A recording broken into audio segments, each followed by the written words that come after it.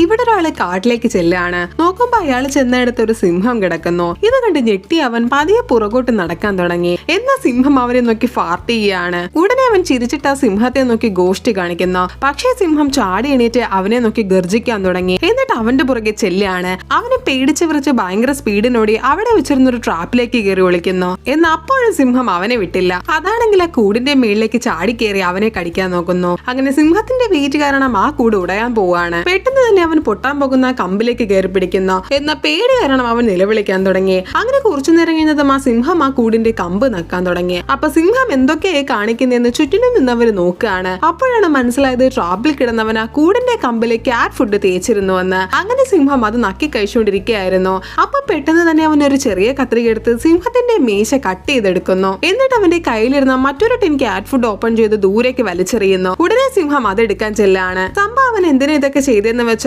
അവന്റെ നാട്ടിൽ ഒരു പാസ്റ്റർ ഉണ്ടായിരുന്നു. അയാളാണെങ്കിൽ അവന്റെ അടുത്ത് ചെന്നിട്ട് കയ്യിലുള്ളൊരു ഗോൾഡൻ കത്രിക കൊടുത്തിട്ട് പറഞ്ഞു ഇത് വെച്ച് സിംഹത്തിന്റെ മീശ കട്ട് ചെയ്ത് തരാൻ. അപ്പൊ അതുകൊണ്ടാണ് അവൻ മനഃപൂർവ്വം സിംഹത്തിന്റെ അടുത്ത് പോയി ഇങ്ങനെയൊക്കെ ചെയ്തത്.